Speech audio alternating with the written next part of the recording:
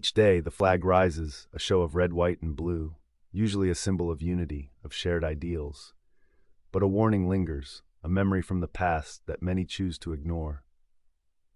When fascism comes to America, Sinclair Lewis wrote, it will be wrapped in the flag and carrying a cross. And here we stand, on the precipice, some still clinging to the comforting myth of American exceptionalism, a shield against the unsettling truth that the seeds of such an ideology can take root even in fertile, seemingly enlightened ground. The cognitive dissonance, once a sturdy fortress for those unwilling to confront uncomfortable realities, is starting to fracture. The viral video, a cacophony of voices, a stark confrontation. Mehdi Hassan, a journalist known for his sharp intellect and left-leaning stance, facing a group of far-right conservatives who, with unnerving candor, identified as fascists. The words hung in the air, heavy with a visceral ugliness, calls for immigrants of color to leave, pronouncements of racial superiority. Some recoiled, deeming the platforming of such voices a dangerous act. But for others, the shock, the revulsion, was itself a revelation. The veil for a moment seemed to lift, exposing the raw, unvarnished face of an ideology many thought confined to history books.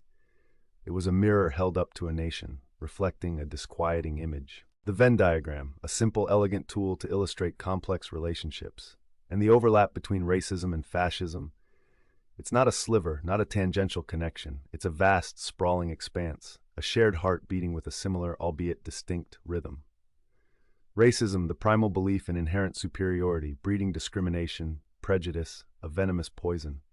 Fascism, a more organized, systematic beast, built on authoritarianism, where dissent is crushed, where hierarchy is paramount, defined by race, ethnicity, or a warped sense of national identity. Both, in their own ways, other. They create an in-group and an out-group, a division designed to foster a false sense of unity within the chosen few, to harness raw emotions for nefarious purposes. The racism, the xenophobia, it's not just a byproduct of fascism, it's often the bedrock, the fuel that propels its destructive engine. The surprise for some, that these self-proclaimed fascists were also openly racist, is telling. It speaks to a selective reading of history, a willful ignorance of the intellectual currents that have flowed through extremist movements for decades. Jens Rydgren, in his Oxford Handbook of the Radical Right, articulates this chilling connection. The contemporary right, he observes, often builds on ethnopluralism. This isn't the left's celebration of diversity, of vibrant cultural exchange.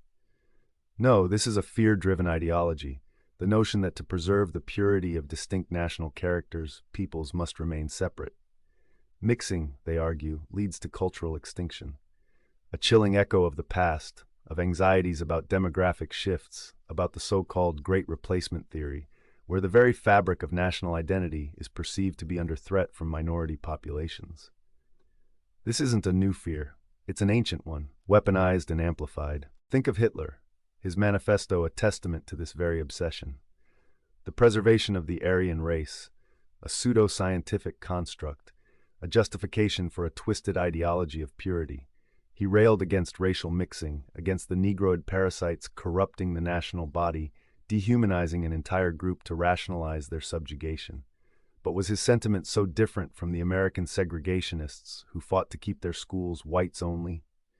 James O. Eastland, a U.S. senator, deemed the mixing of children an illegal, immoral, and sinful doctrine. The belief in white superiority, the abhorrence of racial mixing, these were twin pillars of both American racism and European fascism. The laws prohibiting interracial marriage and cohabitation in the United States weren't born in a vacuum. They were a reflection of an ideology that, in its core beliefs, found a terrifying resonance with the Nazis across the ocean. The geographical distance was vast, but the ideological proximity was alarmingly close. And this is where the vulnerability lies.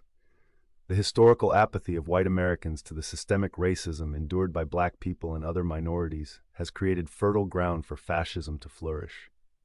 Gustav Gilbert, reflecting on the minds of Hitler's henchmen, identified the root of their atrocity, a profound lack of empathy.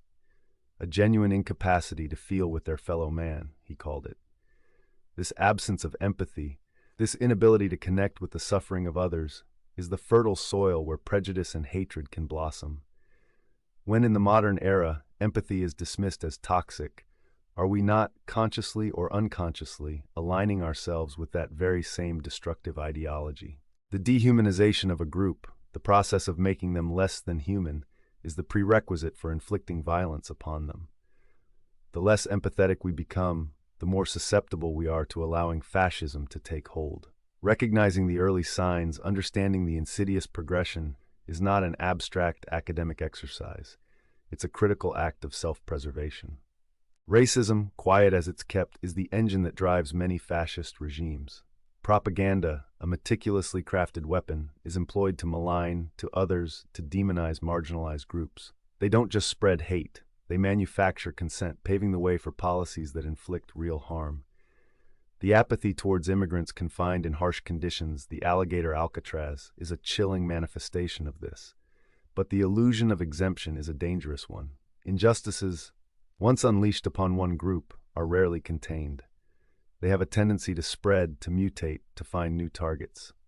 Martin Niemöller's poignant words penned in the aftermath of atrocity serve as a stark reminder. First they came for the communist, and I did not speak out because I was not a communist.